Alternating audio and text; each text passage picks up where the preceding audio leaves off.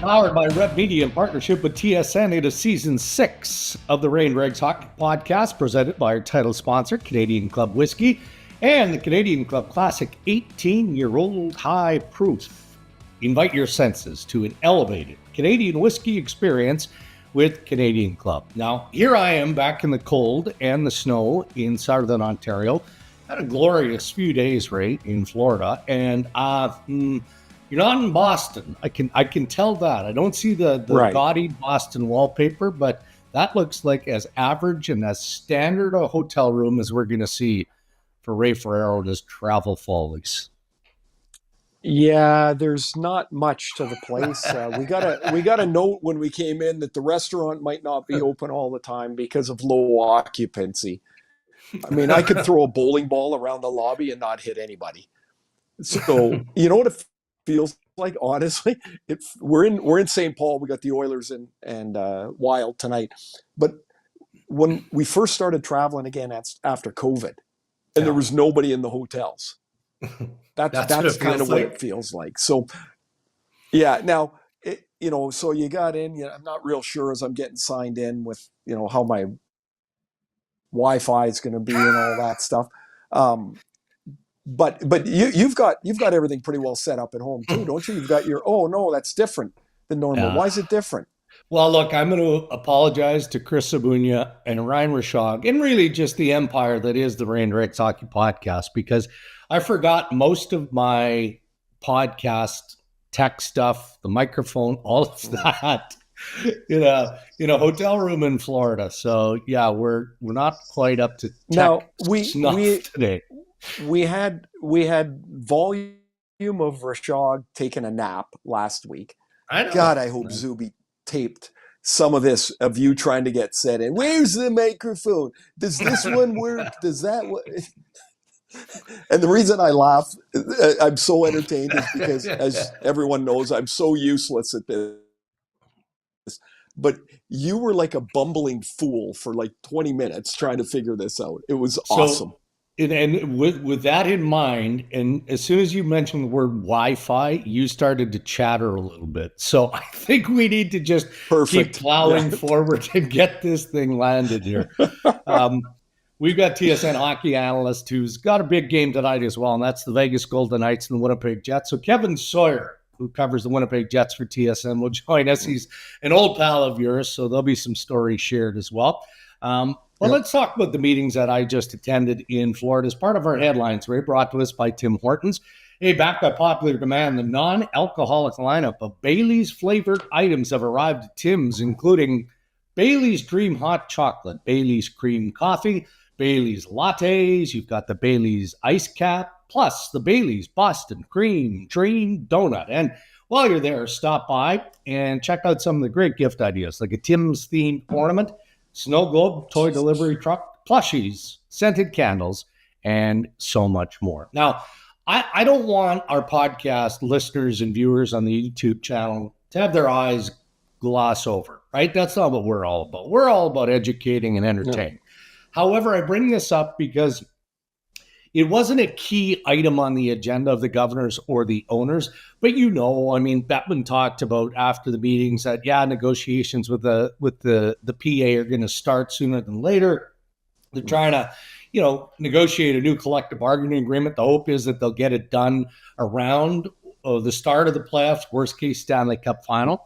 So that's thinking positively. However, one of the items that surfaced, Ray, that I know is near and dear to your heart because we've talked about it on the podcast going into the playoffs in the past, that's a salary cap that covers the Stanley Cup playoffs as well. Right now it doesn't, as we know. So you've got teams that, maybe they take advantage of it. Maybe the rules bend a little bit, but you can't break them because the National Hockey League governs everything. However, I was told with certainty by a couple of owners that when the new CBA comes in after September 2026, when the existing one expires, expect that cap in the playoffs. Now, Deputy Commissioner Bill Daly, Commissioner Gary Bettman would not engage with that because they haven't even started negotiating it. But you would be not surprised even a little bit if that were the case, right? Because you've been a big proponent of that cap in the playoffs. Well, I mean, I wish there were flexibility to the cap, like in season. I wish you could put a player as a designated player. If some team wants to spend outside the cap, you could do that. I wish there was some. But since there isn't, you can't have flexibility at the most important time of the year that you don't have during the season. It doesn't make any sense. And so teams are putting rosters together in the playoffs for tens of millions of dollars over the salary cap like that. It either it's all in or it's not. And Right. since it's all in, I mean, that's not changing. Then in my mind, this has to be legislated a bit. Now, it could be, say the cap's $95 million in the regular season. That's for your whole roster. Maybe it's 95 million for your lineup. Yeah. Whatever it is, there's got to be some guideline. And the reason nobody breaks the rules now is because there isn't any. So that's the best way around it. You're not really getting around anything. It was also suggested to me that something else they'll discuss is equalization of tax jurisdictions, right? Sure. I mean, that's a lot of words to just describe, the tax advantages that you have, say, if you play in Florida or you play in Vegas or you play in Dallas or Nashville, more of the tax-friendly states. And it's interesting. I mean, you could probably identify the Canadian teams, of course, that would look forward to that. But, some of the other owners that I talked to about this said, okay, well, are we going to create an entire separate department in the National Hockey League? And that's all they do is manage all the tax discrepancies and all of that. It's a complex scenario. So that seems less likely to go through, but I can understand why it might be wanted for sure. Well, I think Jake Ottinger makes $9.5 million, and Igor Shesterkin just signed for 11, whatever he signed, 11.6. Yeah. And I saw some tax calculation that Shesterkin takes home a couple $100,000 a year less than, even though he makes like close to $2 million more. And but the complication is simple to see. Is you've got a player in a no state tax team getting traded to a team that has state tax, and then vice versa. How do you change their salaries to fit in the cap? And maybe it becomes maybe the cap becomes a net number, an after tax number, and but that is way beyond anything I can think about. Really, I mean that's going to be a complex discussion. So we'll wrap up the governor's meetings with this, because on Tuesday there was a fairly substantial presentation made on concerns that the National Hockey League has with a lack of brand awareness in other parts of the world. And less so in Europe, but they'd like to have a bigger footprint in Europe, being the brand of the National Hockey League. China, for sure, all parts of the globe, appreciably. And the primary reason is money. They look at what the NBA earns in merchandise sales worldwide, right? And millions and millions and millions of dollars coming out of Africa, China, they go down the list. And so presentation was there on Tuesday, and that got a lot of these people thinking about, okay, we have to look at this through fresh eyes. We've got the global series, but as great as that is, and people fill the buildings when it's on site, but what about the rest of the year? Here's a classic example. Maybe you want to buy your grandkids merchandise with the Four Nations coming up in February. Christmas is right around the corner. Can't do it. It's not available. It's not available until January something. So, I mean, that's a North American issue. So you can imagine the envy. And some of these guys, like Larry Tannenbaum of the Toronto Maple Leafs, is also high on the board with the NBA. So he's comparing apples to apples, and he's looking at, the millions that the NBA makes in global sales. And as one governor said, in comparison, the NHL is embarrassed by how little they make. So we'll see what comes out of that, but clearly it's a primary focus, as it should be. I mean, it's a nice term to grow the game, But it's hard. It must be really extremely difficult, and it costs a lot of money to grow the game. But if you want the fruit at the end, you've got to dig in. The basketball in China, they had a huge NBA connection with Yao Ming, and when he was playing and such a great player, that thing just shot through the roof. When Shohei Ohtani plays in Japan, I mean, like they have television crews that follow him around all year. Yeah, him. They're just now. How many times, Dregs, have we heard European players say, "Yeah, I didn't see much of the NHL when I was a kid.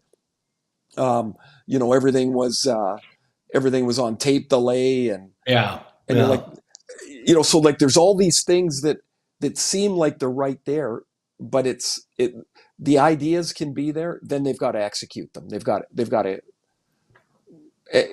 get to the next stage, which is really where the money is, and and that's where the growth is.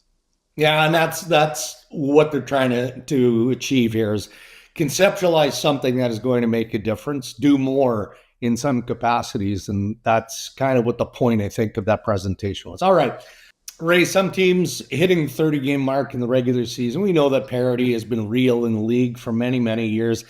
If you're an avid standings watcher, it's probably not a great idea to grind in the standings morning after morning. Just based again on how tight things are. You look at the Buffalo Sabres, who at least of late have been a hot mess, yet in the standings, they're only 4 points out of the wild card spot. A bit more definition in the West side. I think you can go safely as deep as Utah, but it does kind of speak to the health of the league. Or would you like to see more definition when you look down and you see the bottom feeders? And yeah, we've talked a lot about Nashville being unexpectedly in that position in the West, but we probably shouldn't be watching standings when you're only 30 games into an 82-game schedule, right? Well, the one thing that would be really lousy for the sport is, and I think it's really hurt baseball, is that you get a quarter of the way or a third of the way in the season, and there's 15 teams throughout the 30 that don't have a chance. Like, what are they doing? They got another 100 games to play, or 90 games to play. Like, who wants to go watch that? Who wants to follow that? What's the interest in doing that? And so the cap was supposed to push teams together, and I think it has done that. To try and look where you are. If your team's in really bad shape, give it a week, and maybe they win 3 games, and they're in much better position. They're okay. So it right now is far too early to be, unless you're with some of those teams that are really, really scraping the bottom. That have, Nashville is one, of course, unexpectedly, but some of the others, I think, you could probably have predicted that early on. Sure.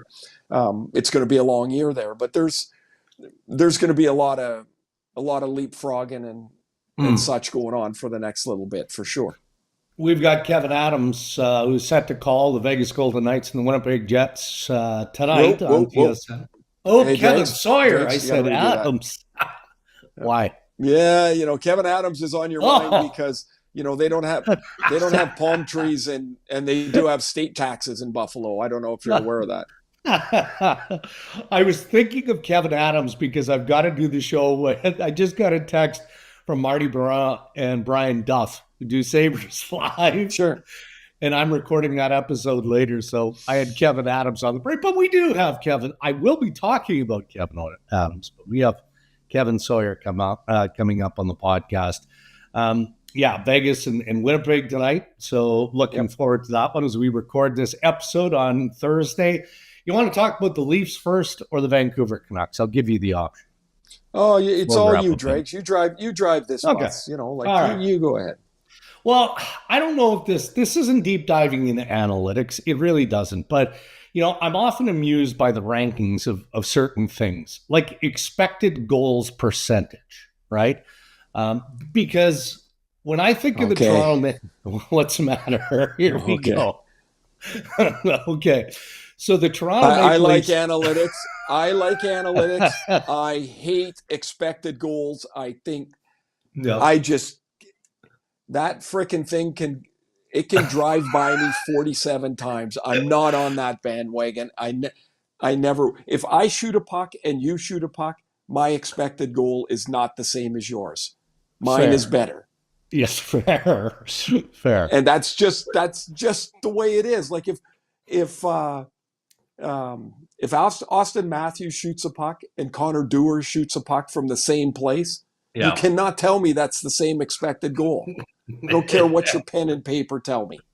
See, I didn't know that you were this opposed. It's the stat that drives me the most wild. Okay. Oh, they've got good expected goals. Good. You know what I expect? I expect lots of things too, and you get a crap sandwich when you expect things. So, look, I gleaned it from Jonas Siegel of The Athletic, and Jonas is an old buddy, but he's on that analytics side, as we know. Sure. And he was trying to explain how Toronto ranks 29th in the National Hockey League in expected goals percentage, just ahead of Chicago, San Jose, and Anaheim. And he's making a case, well, Austin Matthews was out for an extended period of time. He's probably not quite healthy now. They've had other injuries and all of that.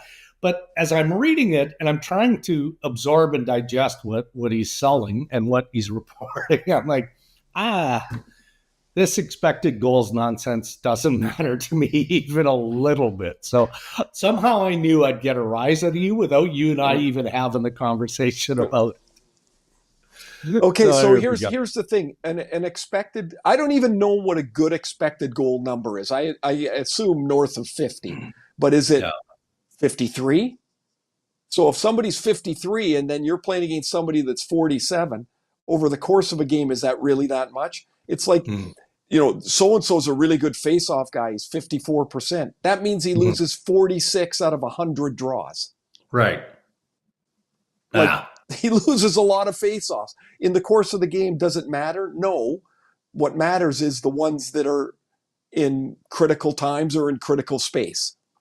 And so, look, I'm not a denier of analytics. I think there's lots to be learned and gleaned from it.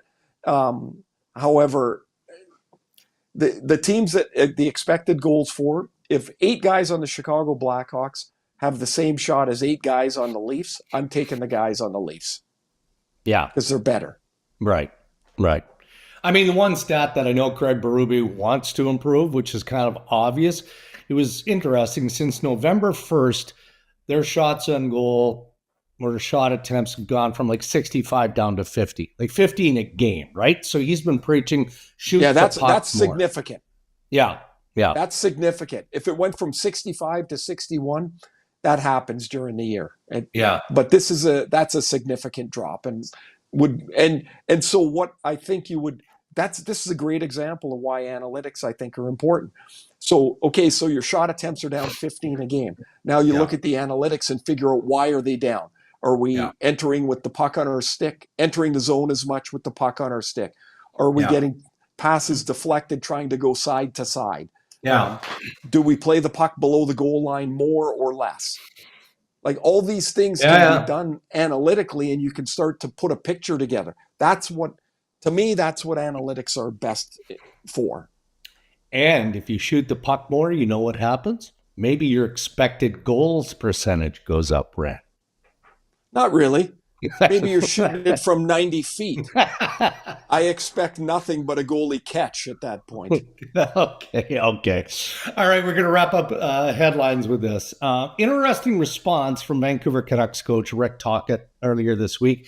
He was asked by TSN's Farhan Lalji about Elias Pettersson's play. And, Farhan was being complimentary in saying, as we'll hear the soundbite here in a second, but complimentary in the sense, okay, JT Miller's coming back. But in the meantime, while JT was sidelined in his leave of absence, Pettersson's play was fairly consistent and he was productive. But it's the end of the soundbite that's most interesting, because you could clearly get that the coach, Tocchet, was just tired of it, right? Just tired of, we never analyze the game as a whole. We like to pick apart certain players. And his point was, You want me to say something that I'm going to probably regret saying later, and I'm just not going to do that. I'm too smart. I understand what you guys as reporters are doing, but I'm not doing that. With JT Miller due back soon, what can you say about the way PD has elevated his game in JT's absence? Yeah, I mean, that's what you expect him to do, right? He's doing a good job producing. I don't know what else to say. You guys are obsessed with PD, yeah? It's PD every game. Sorry. You get paid a lot. You're always going to be part of the story. But every game, like I gotta. You guys are good at it. Like you analyze the game. Why do I have to? When I ask questions at TNT, I never always. Hey, this player. That's just. We'll let you ask us the next time. It just gets. I love you guys, but it gets old. Like every time, PD. Because you guys, I know you want to say the wrong thing. That's why. I'm not falling for that trap anymore. I got fallen. But I'm joking. That is a legitimate question. He's producing. I'm screwing around with you. Like he's been producing that JT's been out. Hopefully with JT coming back, those guys will both produce like they did last year for us. So yeah, 1-2 punch. Talk's been in the media. He's seen this before. He's coached for a long time. How often on a radio show or a podcast, Dregs, do you get asked now, Coach so-and-so said this? What do you think he meant? Yeah. Right? Like it happens all the time. And the real answer is, I don't know what the hell he meant. He said what he said. And, he's probably got some other things that he'd rather say that doesn't. Yeah. Because there is a long game to this, right? And if each game you're going to evaluate 4 different players and they're the same 4 players all the time, I'm sure it does get tiresome. And I understand, and he understands because he came back and basically apologized for his answer. Yeah. He understands that there is that too, that you got to get your question. I'm supposed to give you an answer. People get the back and forth. The where it gets frustrating is they lose a game in overtime 4-3. They ask about Pettersson, who had a goal and an assist. And maybe the question should be about guys like Höglander, who hasn't scored in 21 games, and Heinen, who hasn't scored in 17 games. There's lots of other things going on, but it always comes back to the same. And I get it. He's the highest paid player, and it's probably that way in almost every other market too. It is, yeah. But it's probably it's pretty easy to see why a guy would get frustrated. I often think, what would I say if I were up there on the coaching podium? I think it a lot, and I know at some point your frustration would get the most of you. Agreed. All right, those are your headlines. Thank you to our good friends at Tim Hortons. Your favorite festive duo is back at Tim's. Try our new non-alcoholic Bailey's Dream Hot Chocolate. Enjoy our newly improved Bailey's Cream Coffee or the full lineup. Rediscover the classics you crave with a touch of holiday magic and non-alcoholic Bailey's at Tim's. Our interviews on Ray and Dregs are brought to us by Canadian Club Classic 18-year-old High Proof. Invite your senses to an elevated Canadian whiskey experience with Canadian Club. All right, pleased to be joined on the Ray and Dregs Hockey Podcast by Kevin Sawyer, who is the analyst of the Winnipeg Jets for TSN. And Kevin, you're getting ready for a big matchup tonight. I would expect that anytime you've got, two of the top 3 teams in the Western Conference meeting head-to-head, in this case, Winnipeg and the Vegas Golden Knights, is there often a little bit more juice when the Golden Knights and the Winnipeg Jets meet? I would say for sure, and considering the stretch that the Jets have gone through lately, Dregs, and the game they had against the Boston Bruins last a couple of days ago, for sure. I mean, the biggest test for Winnipeg lately has been playing against teams that box out, that gum up the middle of the ice. And we played Columbus, and they couldn't get shots to the net. They couldn't score goals. So 8-1 against Boston the other day, and that's a big group, as you guys both know. Vegas, a lot the same, where they don't give up free ice. So this should be a good matchup. It's the test, I think, that Winnipeg needs this time of year to kind of maybe learn some lessons for a little bit deeper in the season. You mentioned the Boston game. You're standing between the benches. you had to be getting the sweaty palms when that's going on. I mean, that was right up your alley, wasn't it? Ray, it's hard for me not to start chirping myself, right? But all I did was back up and get out of the way from Scotty O'Neill and Joe Sacco, who were exchanging words between each other. And I mean, it got heated big time. And I mean, coming from a different era, you know how that gets my juices flowing for sure. It was, but honestly, it was, to me, it was exactly what Winnipeg needed on home ice, and to have an emotional win like that against a big, heavy team. It was exciting. Now, one of the quick points that hit for Winnipeg at the start of the year was that third line, if you want to call them that, with Adam Lowry and Appleton and Niederreiter. And in that game, like when Gustafsson gets clunked by Frederick, and then the next fight happens, it's Stanley and Kastelik. Yeah, it's almost automatic, isn't it, that Adam Lowry is going to be the guy that jumps in? Like, talk a little bit about him and what he means to the Jets. Yeah, you know what? I was wondering how Adam would handle the captaincy a couple of years ago when it was handed to him, and well-deserved. But I think it's normal and even fair for a man to take that on and maybe even just press a little bit or be a little bit anxious. Not at all. Adam was completely himself right from day one. And if you don't know Adam Lowry, I mean, this is a kind, gentle, thoughtful man, a big man. And then when he plays the game, I mean, you guys see what I see. So it's been remarkable to see how he's been able to play that role of shut down forward, third line center, but also add some offense. And then the way he stands up for his teammates. I've always said, like back when I played, the guys that were the most intimidating were the ones that didn't yell. The guys like Stu Grimsey would just right into your soul and just make you want to go away. Adam's a little bit like that too, where he's always in control of his emotions.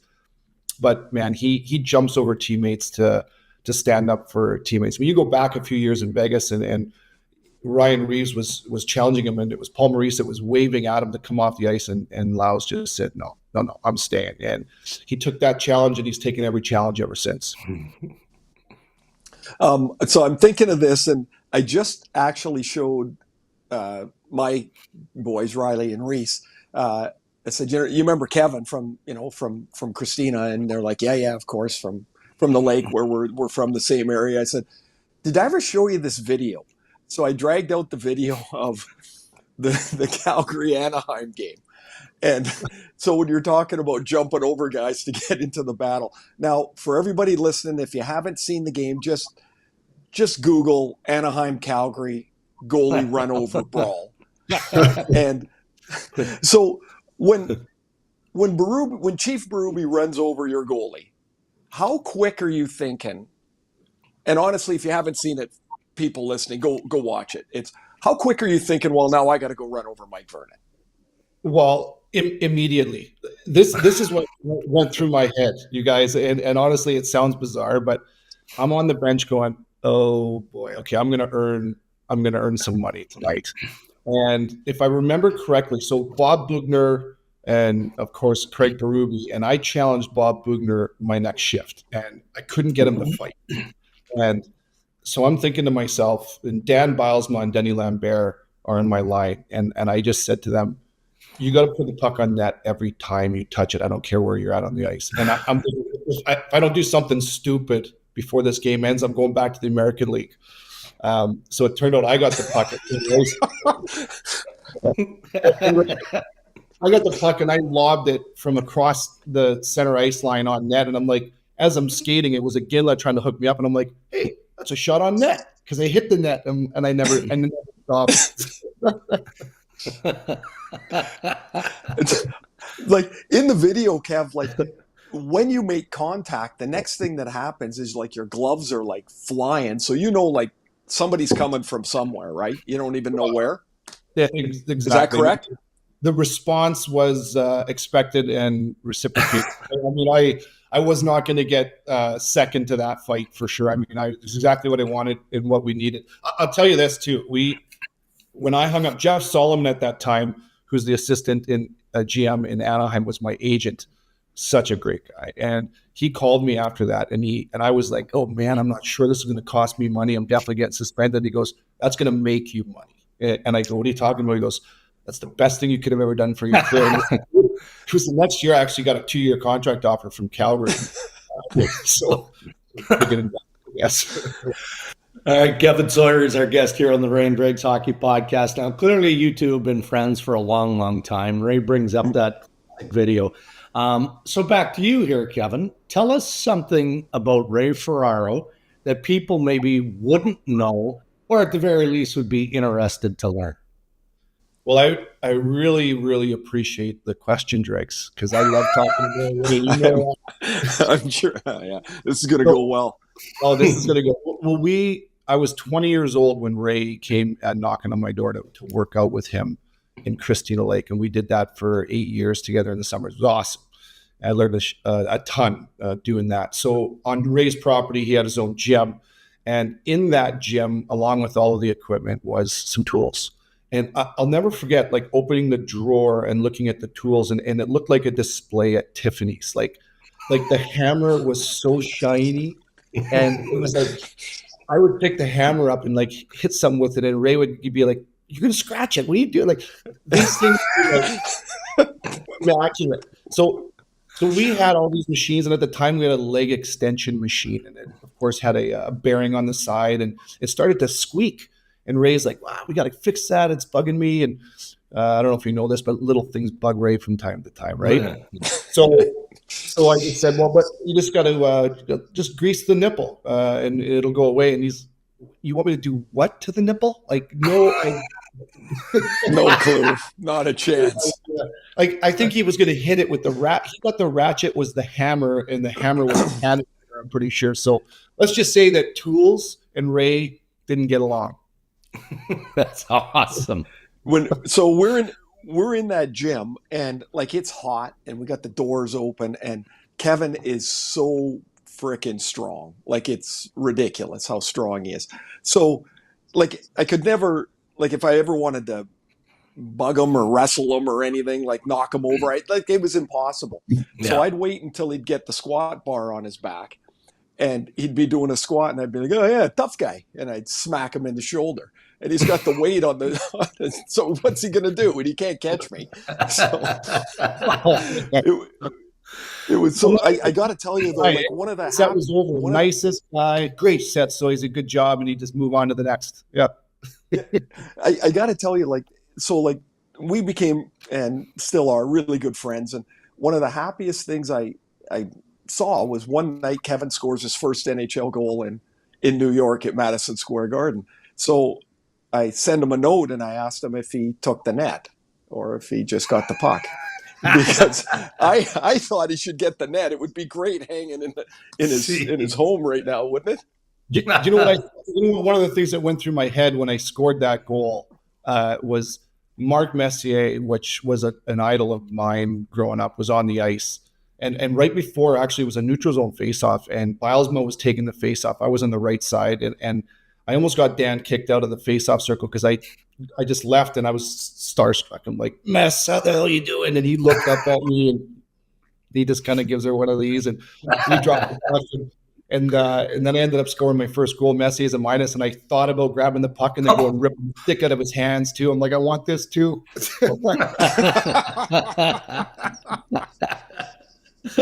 It's outstanding. It's outstanding. So what have you learned broadcasting now over the years? Like, what's the best part of it for you? You've been in Winnipeg quite some time now, and you've seen a team that's been really good, really for most of your run there. Yeah, you know what? There's a lot. As far as me personally, I was talking to Jody Shelley the other day, who played the same role, and I said, personally, I never enjoyed the NHL nearly enough when I was there because I never knew if tomorrow was going to be there for me. So it was hanging. Isn't that true, Kevin? Isn't that true for so many of us? Like everybody, we're all trying to hang on there. Unless you're a superstar, we're like, fuck, I just got to get to tomorrow, and then you miss all the good stuff. Or a lot of it anyway. I sure agree with that, and absolutely. So maybe not have a glass of wine at dinner and back to your room early, and always thinking about tomorrow. So this job has allowed me to, still work hard, be prepared, but I get to enjoy the league in a different way, and I love it. So I feel like I got a second chance at the same life. I love that part of it, and then be able to share it with my family. Like I was telling you, my son Jack and my nephew Jeremy met me in Chicago. So there's that, and then being on the peripheral and looking at this from the outside in. You're not sweating, you're not bleeding, but you're tapped in, as you guys well know, and just understanding how important a team is and a locker room is, and being here now for 8 years and watching this group evolve, mature, grow up, and learn to be held accountable.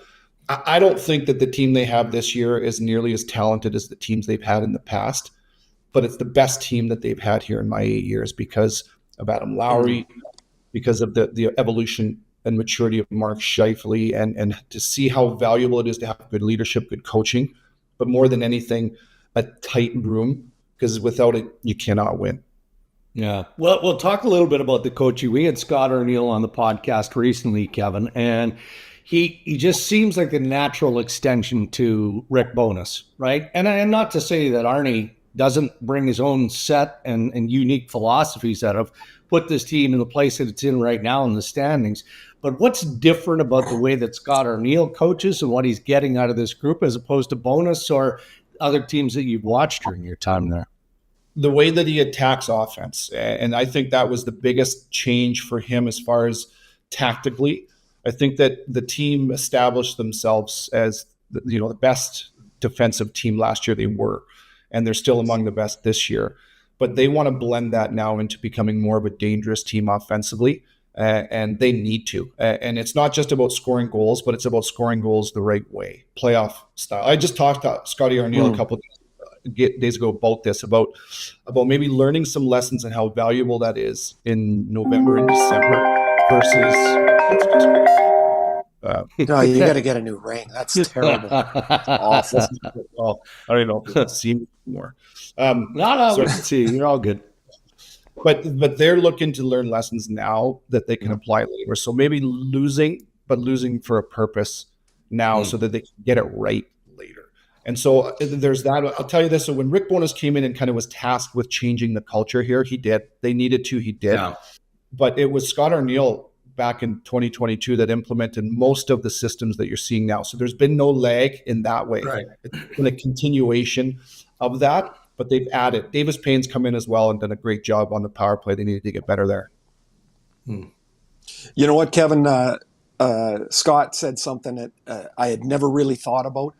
We were asking him about the way that the year was really good last year, and then it clunked flat in the playoffs.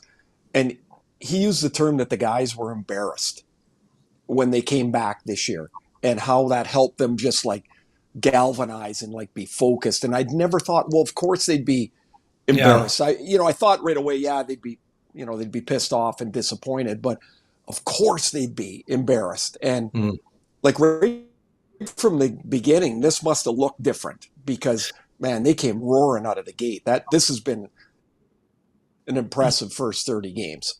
Yeah, so you go back, Ray, 3 years, and when things didn't go well in the playoffs, aside from that 1 year in 2018, it felt like there was 20 guys pissed off, and individually they were down, and not that they were pointing fingers. Now, I spent a lot of time in locker room or in hotels on the road with the guys in the gym and the sauna. Josh Morrissey's one of the guys that is, as you guys know, you've had him. He's such a deep thinker, and one of the things he told me this year was, in the offseason last year, the leadership group and the core group got together and amongst themselves without coaches says, what do we need to do here in the offseason to try to maybe make a step? And he said they all agreed that they needed to get 1% stronger. They just needed to take a little steps to get stronger and in better condition. So that leadership group were in a FaceTime together. And then they reached out to the team and basically challenged each other. And that's when you got something, when the doors close without the prompting of the coach and they demand more of each other. And that's part of the evolution, the maturity of this group is they want more. It's not like they want to please the coach more. They do, but they expect more from each other. And like Adam Lowry, Josh Morrissey, Dylan DeMello, you can go down the list about guys that, need to write a huge part. They they hold each other to the fire, and it's a good thing. Excellent. Well, I mean, the Winnipeg Jets, certainly one of the better stories in the National Hockey League. You're a big part of telling that story, Kevin. Thanks for joining us, and we'll catch up with you later in the year. Thanks for having me, fellas. Enjoyed it. All right, great. Well, there's an old pal of yours, Kevin Sawyer. Called him Kevin Adams. My apologies to the Sawyer family for that. Oh, you'd better apologize to him. If he hits you with one of those ham-handed meat hooks of his, that'll be the end of you. I don't think that the hockey world knows Kevin Sawyer, even as a hockey analyst, that well, which is unfortunate, right? And maybe collectively we need to do more to raise the level of exposure, because he's a smart guy who works incredibly hard. And I mean, you got to know him as a young player and helped him make his way as a professional hockey player. I've gotten to know him as a broadcaster and spent a lot of time with him when I go for my short stint at the Memorial Cup. But one thing that impresses me about Kevin Sawyer, and he was probably the same way as a player, Ray, is how hard he works and chews on the details, right? If he makes a mistake, man, he sucks on that for like 3 days. Like, get over it, Kevin. It's not that big of a deal. You'll be, that sort of thing. But he works incredibly hard to do what he does. He does. He's really a sharp guy. He's really well spoken. He's got as we listen, he's got a great appreciation for being around the game, and for being involved like we are. Which is on the periphery, as he mentioned. I've known Kevin a long time. He was a great guy to work out with, to train with, and he's a good friend now. So I'm really happy that he's doing well in Winnipeg. They've got a good one there, and I'm telling you, I love needling him about his hands, and like he's got in his garage, he's got a bucket of pucks, and that have they're still there, and there might be 50 pucks there, and I said, "Oh, did you start with 20?" And he just carved them into 50, and like I love to, and he's got such a great sense of humor. So yeah, really good dude, and a really, really good broadcaster. He is. He's excellent. And again, thank you to Kevin Sawyer for joining us on the podcast. As you explained and introduced earlier in the pod, you are in Mini for a big one with the Oilers and the Minnesota Wild. And both teams playing well. Both teams playing well, too. Should be a good one. Yeah, it'll be, Mini comes off the road. They're at home, and Edmonton comes off a 2-1 win against Tampa. So, look forward to this tonight. And home for Boston and Vancouver on Saturday night. There you go. Excellent stuff. All right, buddy. What do you got? This thing. What do you got? You gonna get your microphone back for next week? No, I'm gonna. That's either tomorrow or Saturday. We'll see how things work out. But it'll be better by the time we roll up again early next week. What have I got? I'll tell you one thing that will happen next week. Can I tell you what'll happen next week too? I will not be in this hotel. That's for sure. Ever again? The two squirrels that are running back and forth to hook up the Wi-Fi, they're tired. They can't get there all the time. It's like, uncle, man. And I know it's a first world problem, but it's not. I get it. It's not. No. Now this will be the farewell voyage of this hotel. Well, whatever we pay Zuby, it's not enough after today, because he's putting this thing together with duct tape. Yeah, for sure. All right, buddy. Well, have a good one tonight, and safe travels. Yeah, hey, thanks everybody for listening and putting up with this nonsense. Zuby, good luck, kid. Get it together, and we'll see you all next week. You bet. Thank you to our sponsors who continue to support Ray and Dregs and make this podcast possible. As always, our title sponsor, Canadian Club Whiskey. Thank you. Tim Hortons, thank you. And thank you to Acon. Until next time, stay safe, everybody.